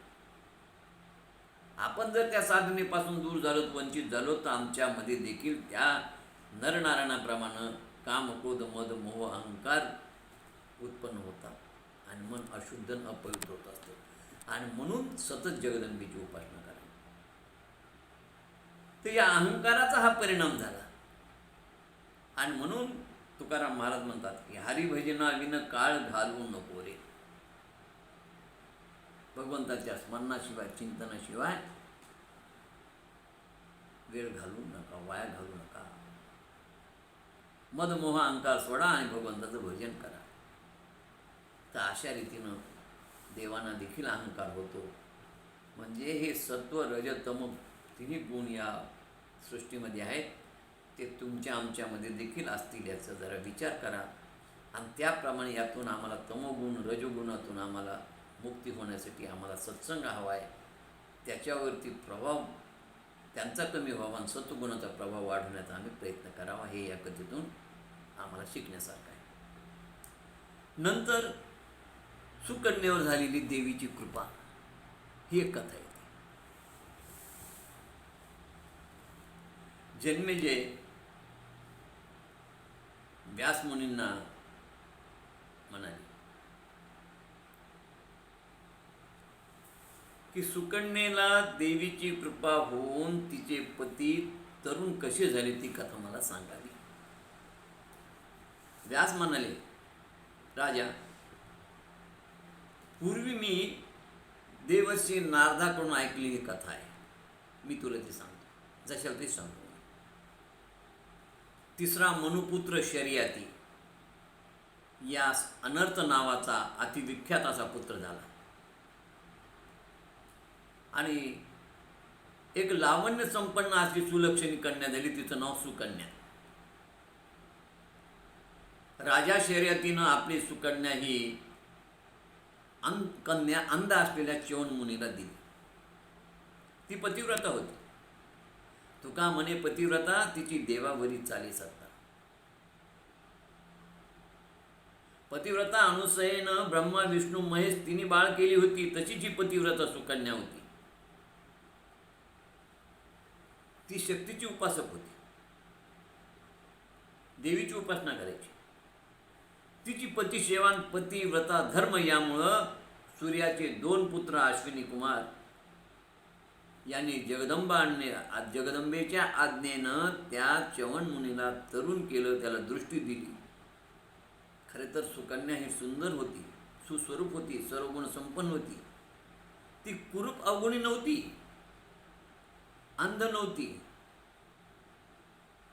एखाद्या अंधाला आपलं जीवन अर्पण केलं असतं, एखाद्या अंधाचं त्या ऋषीला, तर हरकत नव्हतं. पण ही तर अंध नव्हती, अपंग नव्हती, सर्वगुण संपन्न होती. पण अशा सुकन्येनं आंधळ्या राजाशी, आंधळ्या तपस्व्याशी संसार करून तिने जगदंबा मातेच्या कृपेनं आपल्या पतीला तरुण कसं केलं अशी ही कथा आहे. जन्मेजयनं हाच प्रश्न विचारला की ही तरुण असताना तपस्याला दिली कशी. व्यास म्हणाले, राजा, या वैवस्वत मनूचा पुत्र शर्यती याला जवळपास 4,000 स्त्रिया होत्या, बायका. आणि ह्या 4,000 स्त्रिया सगळ्या कुलीन होत्या, आचार विचार नीतीनं वागणाऱ्या होत्या. या 4,000 स्त्रियांचं राजाला नितांत प्रेम होतं. एवढ्या पत्न्या असून राजाला फक्त एकच कन्या होती, ती म्हणजे सुकन्या. म्हणजे 4,000 स्त्रियांमध्ये त्यांच्या पोटी एकच मुलगी होती आणि ती अत्यंत सुंदर होती. राजाच्या राजधानीजवळ एक सुंदर उपवन होतं, बगीचा होता. त्या उपवनामध्ये एक सरोवर होतं. त्या बगीचेमध्ये, ज्याला स्वर्गाचं नंदन म्हणत म्हटलं जातं, छान पाण्याचे कारंजे होते, रंगीबेरंगी पक्ष्याचे थवे होते, मनोहर सुंदर उपवन होतं. आणि त्या उपवनाजवळ च्यवन भार्गव मुनी राहत होते. हे च्यवन भार्गव मुनी तपस्वी उपासक होते, शक्तीचे, देवीचे, जगदंबेचे. ते एका जागी आसन घालून दिवसभर ते अन्न पाणी न घेता जगदंबेची उपासना करू लागले. आणि एकदा मा जगदंबेच्या नवा मंत्राचा ते जप करत होते, ऐं ह्रीं क्लीं चामुंडा येई विच्चय. त्या जपामध्ये त्यांच्या भोवती वारुळ निर्माण झालं आणि त्या वारुळातच त्या तपस्व्यांचा जप चालू होता. एकदा राजा शर्यती आपल्या स्त्रियासह त्या उद्यानात विहार करत असताना सुकन्या त्या वारुळाजवळ येऊन बसली. तिच्या मैत्रिणी बरोबर होत्या. तिला वारुळाच्या छिद्रातून आत काजव्यासारखा प्रकाश दिसला. ते च्यवन मुनीचे डोळे होते. ते डोळे उघडे ठेवून ध्यानमग्न बसले होते ऋषी. आणि तिला त्या जे 2 काजव्याचे डोळे तिला ज्योतीप्रमाणे वाटले. काजव्याच्या ज्योतीप्रमाणे ते डोळे वाटले. तिने त्या दोन्ही ज्योती बाहेर काढण्याचा प्रयत्न केला. बरं, तिच्या पायातील पैंजणाचा आवाज ऐकल्यानंतर ध्यानस्थ मुनी भानावर आले आणि ते सुकन्याला हळूच म्हणाले, बेटा, काटा माझ्या डोळ्याला इजा होईल, काटामध्ये घालू नको. पण मुनीचा आवाज खोलवर असल्यामुळे तिला तो आवाज ऐकायला आला नाही. त्या मुलीनं ते वारुळ फोडलं, त्यातून बरोबर काटा घातला आणि च्यवन मुनीचे डोळे फुटले. दैवगती म्हणून की काय पण माहीत नाही, पण त्या कन्येनं डोळे फोडले. ती आपल्या सखीबरोबर, मैत्रिणीबरोबर दुसरीकडे खेळायला गेली, निघून गेली, ती विसरली. पण तिच्या मनामध्ये मात्र नाना प्रकारच्या शंका आल्या होत्या बरं, आणि ती थोडी भयभीत झाली, विसरून गेली. च्यवन मुनी क्रोधित झाले. त्यांना अत्यंत वेदना होत होत्या. दोन्ही डोळे फुटले होते, आंधळे झाले होते. त्यांना संताप आला आणि त्यांनी शाप दिला. सर्वांची चयापचय क्रिया, मलविसर्जन क्रिया बंद पडल्या त्या शापामुळे आणि सगळ्यांची पोटफुगी झाली. आता राज्यामध्ये सगळ्यालाच हे सुरू झाल्यानंतर राजाची तीच परिस्थिती झाली. राज्यातील लोकांनाही हा त्रास व्हायला, घरातील सर्वांना हा त्रास व्हायला. राजा चिंताक्रांत झाला, हे का आपल्या देशामध्ये असा काय प्रकार सुरू झाला. आणि तो कारण शोधत असताना त्याला कळाले की ज्ञानवृद्ध तपोवृद्ध अशा च्यवन भार्गवाचा कुणीतरी अपराध केला आणि अपराध केल्यामुळे अजाणतेपणी हा घडला असल्यामुळे त्या अपराधाचं फळ हे आम्हा सगळ्याला भोगावं लागत आहे. मग त्या तपस्याचा कोणी अपराध केला, शोधाशोध सुरू झाल्यानंतर राजाच्या लक्षात आलं. कारण स्वतः सुकन्येनं येऊन पित्याला सांगितलं. आणि राजाला जेव्हा समजलं की आपल्या कन्येच्या केलेल्या कर्माबद्दल आणि तिनं त्या डोळ्यांनी तिने या ऋषीचे आपलं काट्याने डोळे फोडले, हे कळल्यानंतर आपल्या कन्येकडून मुनीचा फार मोठा अपराध घडला आणि सत्वर राजा त्या वारुळाकडे आला तिथे गेल्यावर त्याने ते वारूळ बाजूला केलं, मुनींना बाहेर काढलं. मुनी अत्यंत कष्टी होते. राजानं हात जोडून सांगितलं, मुनीवर माझ्या मुलीकडून अजाणतेपणे हा अपराध घडलेला आहे, आपण तिला क्षमा करा. राजाचे भाषण ऐकून मुनी म्हणाले, हे राजा, माझ्यासारख्या निरापराध देवी भक्ताला एवढा त्रास झाल्यानंतर तो शंकर भगवंत आणि ती आदिमाया शक्ती तिला कसं बरं आवडेल? मी शाप दिला नाही, पण हे सर्व तिने केलेले आहे आणि तिच्यामुळे तुम्हाला हे कष्ट पडत आहे, त्याला मी काय करू? तुझ्या या कन्येच्या प्रमादामुळे हा मलाही वृद्धापकाळामध्ये एवढा त्रास सहन होत करावा लागत आहे. मी नेत्रहीन झालो आहे. आता माझी सेवा कोण करेल? माझी शुश्रूषा कोण करेल? तेव्हा राजा म्हणाला, मुनिवरे चिंता करू नका, माझ्याकडे मोठा सेवक वर्ग आहे, ते तुमची नित्य सेवा करतील, पण मला अपराधाबद्दल क्षमा करा, माझ्या मुलीला अपराधाबद्दल क्षमा करा. च्यवन मुनी म्हणाले, राजा, हे सेवक माझी काय सेवा करणार? अरे मी नेत्रहीन झालो, माझी तपश्चर्या कशा होईल? त्याकरता तुला खरं सांगू का, मला जर खरं संतुष्ट करायचं असेल तर तुझ्या मुलीच्या पापाचं जर परिमार्जन करायचं असेल, तर या सर्व राज्यातील होणाऱ्या लोकाला पीडेतून जर मुक्त करायचं असेल तर तू तुझी कन्या मला अर्पण कर. मी तपस्वी असून ब्रह्मचारी आहे. जगदंब कृपेनं तुझ्या कन्येचं कल्याण होईल आणि ती माझी सेवा करू शकेल, बाकी कोणी सेवा करणार नाही, लक्षात ठेव. च्यवन मुनीचं भाषण ऐकून राजानं बोलता निघून गेला. तो विचार करू लागला की माझी एकुलती एक सुंदर कन्या, बरं ती कुरूप नाही, अंध नाही, अपंग नाही, पण या अंध आणि वृद्ध मुनीला कशी देऊ? त्यात तिला काय सुख मिळेल? मोठ्या जड अंत करणाऱ्या त्याने मंत्रिमंडळाशी चर्चा केली. मंत्रिमंडळाचे हेच मत पडलं की देऊ नका. पण ज्यावेळेस हे त्या कन्येला कळालं, सुकन्येला, तेव्हा तिनं हसत मुखानं सर्वांसमोर येऊन आपला निर्णय जाहीर केला. ती म्हणाली, हे तात, माझ्यासाठी आपण सर्वजण का दुःखी होता, का उदास होता, का चिंताग्रस्त होता? आणि माझ्यामुळे हे सगळं राज्य पीडित आहे, दुःखी आहे. मी मुनींची सेवा करून त्यांना समाधानी करीन. माझ्यामुळे त्रस्त झालेल्या नेत्रहीन असणाऱ्या त्या मुनींची मी सेवा करीन. मी माझा आत्मा त्यांना समर्पण करीन आणि आपल्यावर जो काही पीडा किंवा शाप झाला आहे तो शापही माझ्यामुळे मी नष्ट करीन. आपण कुणी दुःखी होऊ नका. मी माझं सर्वस्व देह त्या मुनीला आत्मा अर्पण करायला तयार आहे. राजा म्हणाला, बाले, अरे तुझं म्हणणं ठीक आहे म्हणाले, तू भावनेच्या भरातही बोलत आहेस, पण तू सुंदर आहेस, तरुण आहेस, तुझा आयुष्याचा सर्व काळ त्या वृद्ध तपस्याच्या बरोबर कसा तू घालवणार? आणि मला एकुलती एक तुझ्यासारखी एकच सुंदर मुलगी आहे. अरे अशा या वृद्ध आणि अंध असणाऱ्या ऋषीला कोण आपली राजकन्या देईल बरं? सुकन्या म्हणाली, हे तात, हे सगळं माझ्यामुळं घडले. सगळ्या राज्याला पीडा माझ्यामुळे होत आहे आणि मी माझ्या इच्छेनं ऋषीपत्नी व्हायला तयार आहे. मला खरंच सांगते, संसारात मुळीच आकर्षण नाही, संसारात रुची नाही, या विषय वाचण्यात मला आवड नाही. मी आनंदानं ऋषी सेवा करीन आणि मी पतिव्रता धर्माचं पालन करीन, उत्तम आचरण करीन आणि जगदंब कृपेनं माझं चांगलंच होईल. माझ्या जगदंबेवर पूर्ण विश्वास आहे.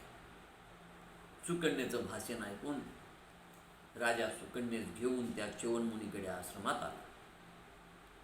त्याने च्यवन मुनीला आपली कन्या अर्पण केली. सर्व राण्या बरोबर होत्या. च्यवन मुनी संतुष्ट झाली. राजाने मुनीला भरपूर धन दिलं. प्रसन्न होऊन राजाला सर्व सैनिकांनी उशाप दिला त्या यांनी ऋषीने, आणि उशाप दिल्याबरोबर सगळ्या राज्यातील सगळे लोक पीडारहित झाले. कन्यादान करून राजा घराकडे आला. आता ती राजाला म्हणाली, मी तरुण असून पती वृद्ध असला तरी मी शीलभ्रष्ट होणार नाही. सुकन्यानं पित्याला शब्द दिला, मी तपश्चर्या करीन, पती सेवा करीन, मी वल्कले धारण करीन आणि मी ऋषीपत्नी म्हणूनच शेवटी राहील. शेवटी राण्याने सुकन्याला निरोप दिला आणि दुःखी अंतकरणाने ते घरी आले. व्यास जन्मेजयाला पुढे म्हणाले की राजा निघून गेल्यानंतर सुकन्या पतीची नित्य सेवा करू लागली, पतिव्रता धर्माचं पालन करू लागली. सकाळी ब्रह्ममुहूर्तावर उठत होती, ऋषीसोबत उठायची. त्यानंतर ऋषी ध्यानधारणा करत असत. त्यांना तोंड धुवून त्यांचं स्नान घालून त्यांच्या नाश्त्याची त्यांची सगळी कंद फळमुळांची व्यवस्था करायची. परत दुपारची तपश्चर्या, दुपारची आराधना, तिचं सगळं ती सतत त्या ऋषीच्या कर्तव्यातच तिनं आपल्याला वाहून घेतलं होतं. त्यांचं पूजा साहित्य, पंचपात्र, पळी, जल, फूल, तुळशी सगळं आणून द्यायची. होमाची तयारी करायची, अग्नी पेटवायची, सगळं करून स्वतः त्याच्यामध्ये त्यांचा हात धुवून आहुती वगैरे टाकायची. होम सगळं कुठल्याही गोष्टीमध्ये त्यांचं जे ते आंधळे असले तरी कुठलंही कर्म त्यांचं तिनं खंडित केलेलं नव्हतं. आणि अशा रीतीने सगळ्या धार्मिक कार्यात ती त्यांना मदत करायची. वनात जाऊन कंद फळ आणायची, बरोबर नाश्ता, बरोबर भोजन, संध्याकाळी काहीतरी उपहार, आणि रात्री मग ते बिछाण्यावर त्यांना झोपवायची वगैरे वगैरे.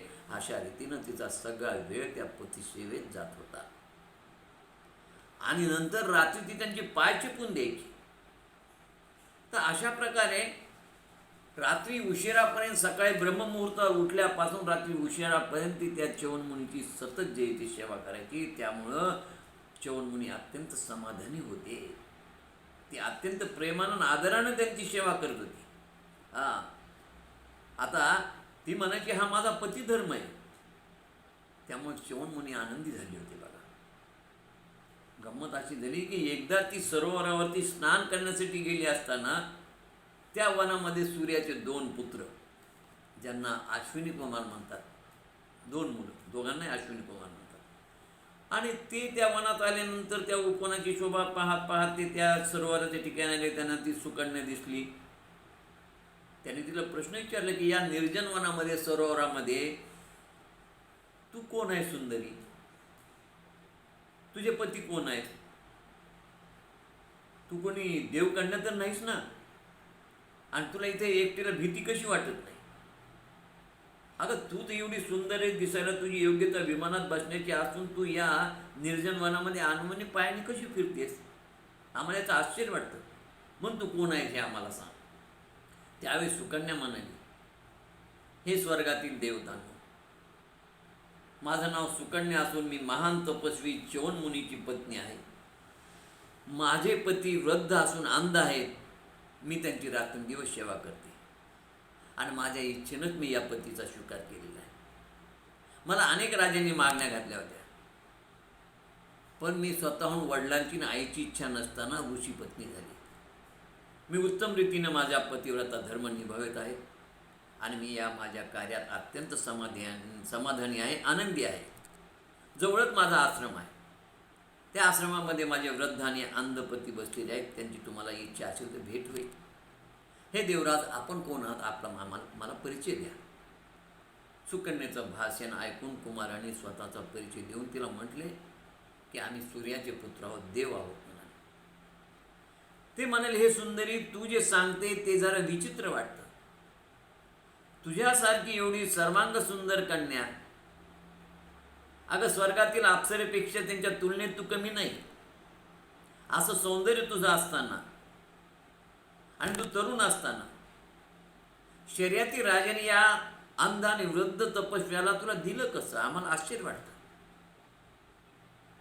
हे सुंदरी, अगं तुला कोणी राजाने पट्टराणी केलं असतं तर तू किती वैभवात राहिली असते. दास, दासी, नौकर, चाकर तुझ्या मदतीला धावले असते. सुंदर वस्न, तुला अलंकार, भूषण यानं तू सुशोभित राहिली असते. मग हे तू असं का केलंस? मला तर तुझं आश्चर्य वाटतं. हे तरुणी, वार्धक्य प्राप्त झालेल्या अंधपतीबरोबर तू सुखी कसं राहू शकतेस? अगं तू तरुण आहेस, सुंदर आहेस, तुझ्या अंगी कसलंही व्यंग नाही. मग तू अशा वृद्धपतीबरोबर कशी राहणार? हे मनाला पटत नाही. आणि तू सर्व सुखाचा त्याग करून या वनात कशी राहते म्हणाली. आम्हाला आश्चर्य वाटते म्हणाली. त्यावेळेस ती म्हणाली, देव हो, मी पतिव्रता आहे. मी माझ्या मनानं च्यवनमुनींना पती म्हणून स्वीकारलेलं आहे. मी ऋषीपत्नी आहे. मला तुम्ही जे बोलता ते पटणार नाही. कारण माझं प्रेम माझ्या पतीच्या देहावर आहे, माझं प्रेम त्यांच्या वैभवावर नाही. कारण मी खरी पतिव्रता आहे आणि पतिव्रता असल्यामुळे माझ्या पतीच्या आत्म्यावर माझं त्याच्या अंतःकरणावर प्रेम आहे. मी त्यांच्यामध्ये आत्मा पाहते. आत्म्याला व्यंग अथवा कुरूपता अथवा वृद्धत्व नसतं. आत्मा नेहमी चिरतरुण असतो. आत्मा नेहमी सुंदर असतो आणि मी त्यांच्या आत्म्यावर प्रेम करते. देव हो, मला संसाराची मुळीच आवड नाही. मला माहिती आहे संसार मिथ्या आहे. संसारातून मिळणारं सुख हे सुख खरं नाही. पती पत्नीच्या तारुण्यातून मिळणारं हे विषयाचं सुख हेही सत्य नाही आणि ते क्षणिक सुख आहे. आणि मला त्या विषयाची आवड नाही.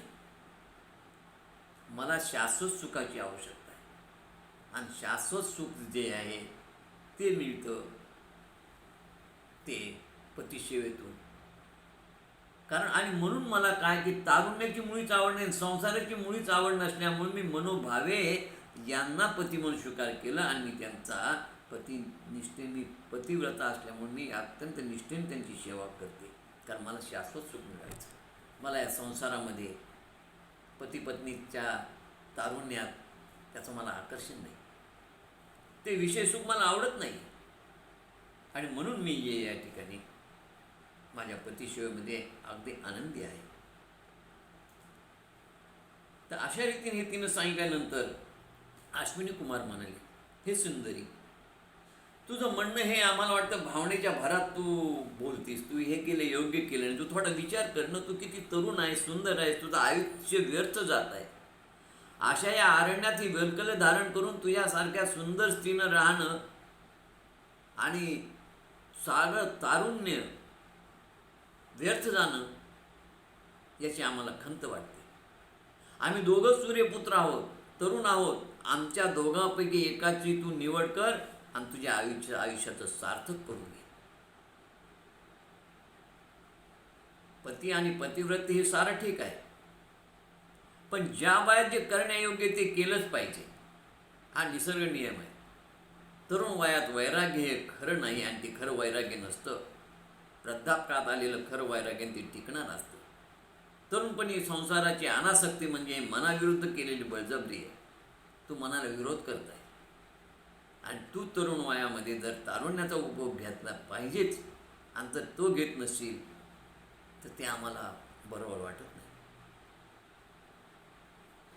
अशा वैराग्य अवस्थेमध्ये तू सर्वस्वाचा त्याग करून तुझ्यासारख्या तरुणीला पाहून आम्हाला दुःख होतं. अरे वृद्ध अंध मुनीची सेवा करण्यामध्ये तुझं आयुष्य फुकट जाणार आहे.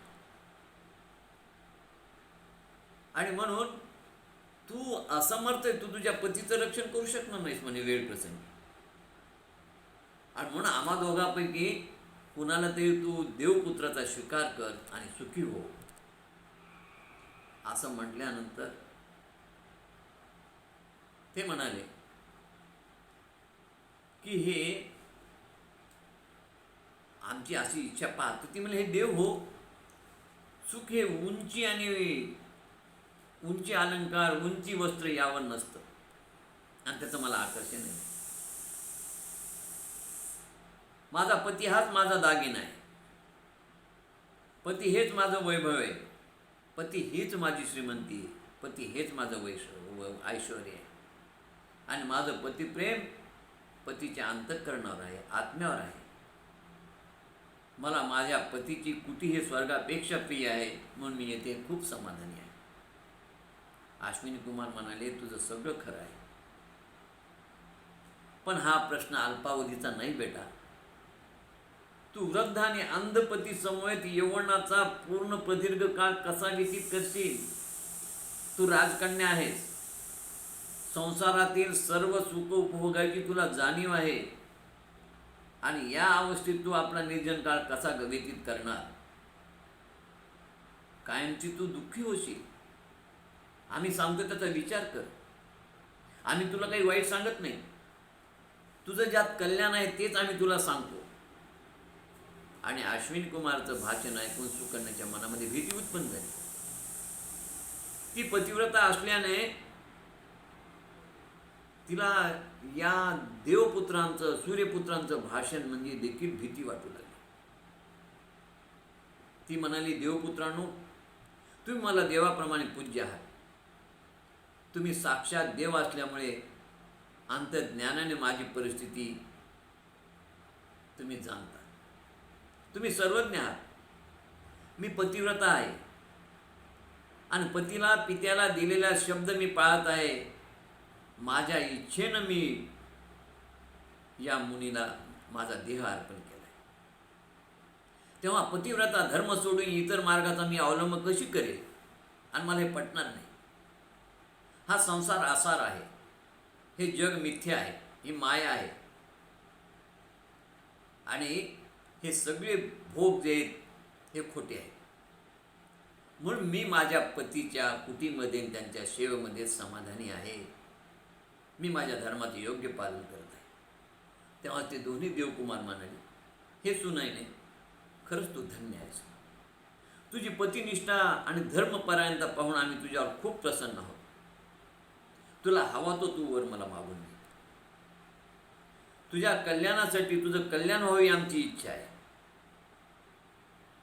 आम्ही देवाचे वैद्य आहोत. तुझ्या पतीला नुसतं तारुण्यच काय, पण आम्ही सुंदर रूपही देऊ शकतो. म्हणजे तू आमच्यावर विश्वास ठेव. म्हणे आम्ही तुझ्या पतीला तरुण केल्यानंतर तू आमच्या तिघापैकी एकाचा पती म्हणून स्वीकार कर. आम्ही तुझ्या पतीला सुंदर करू. तू हा विचार तुझ्या पतीला जाऊन सांग. आणि ते जर म्हणाले तर पहा. आणि मग तिचा जगदंबेवर पूर्ण विश्वास होता. आणि जगदंबेवर विश्वास असल्यामुळे तिने येऊन पतीला हे सगळं काही त्यांनी सांगितलं, कथन केलं. आणि पतीला म्हणाली की तुमच्या तिघामध्ये बरोबर मी तुमचीच जगदंब कृपेने निवड करीन आणि पतिव्रता धर्माचं पालन करेन. तसा जगदंबेचा कोल माझ्या बाजूने. आणि मग पतीनं सांगितलं, ठीक आहे, तुझी इच्छा आहे त्याप्रमाणे तू कर. मग ती या देवांकडे आली आणि अश्विनी कुमार येऊन सांगले की मी माझ्या पतीला सर्व सांगितले. त्यांनी मला संमती दिली आहे. तुमच्या सर्व अटी आम्हा दोघांना मान्य आहे. आता आपण सत्वर माझ्या पतीकडेच या. मग अश्विनी कुमारांनी त्या जंगलामधल्या एका सरोवरामध्ये काही दिव्य औषधी टाकल्या. त्या जलात तिच्या पतीला नेऊन बसवलं. तिने नेऊन बसवलं.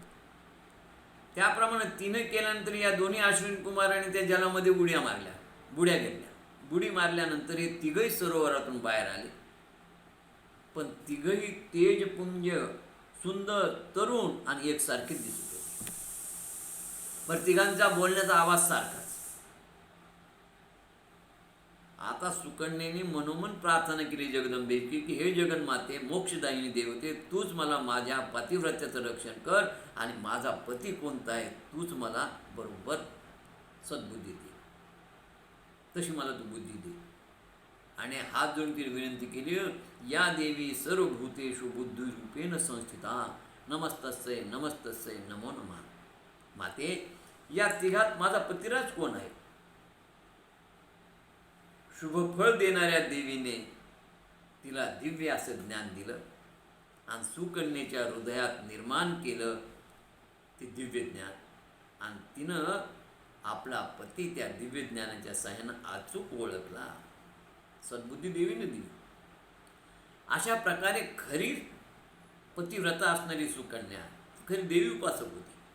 आणि देवी कृपेनं एका दिव्य परीक्षेमध्ये ती यशस्वी झाली. अश्विनी कुमारांना तिला दिव्य आशीर्वाद दिला आणि आपल्या पतिनिष्ठ पत्नीवर च्यवनमुनी प्रसन्न झाले. अशा प्रकारे च्यवनमुनींनाही मग तिला अनेक प्रकारचे आशीर्वाद दिले आणि दोघे अत्यंत आनंदानं त्या ठिकाणी त्याच जागेत त्याच आश्रमात मस्तपैकी आनंदात संसार करू लागले. आता या देवपुत्राने अंध आणि वृद्ध असणाऱ्या च्यवनमुनीलाचा कायापालट करून त्यांना तरुण केलं होतं, सुंदर केलं होतं.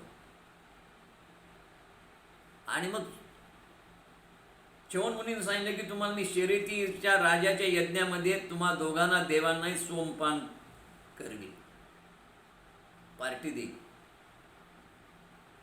ठीक आहे म्हणे. मग एकदा राजा स्वतः शर्यती राजा या सुकन्येला फार दिवस झाले आपण भेटायला नाही म्हणून सगळ्या राण्यासह आला आणि आल्यावर पाहतो तर त्या आश्रमामध्ये ते वृद्ध आणि अंध चिवणमुनी दिसेना.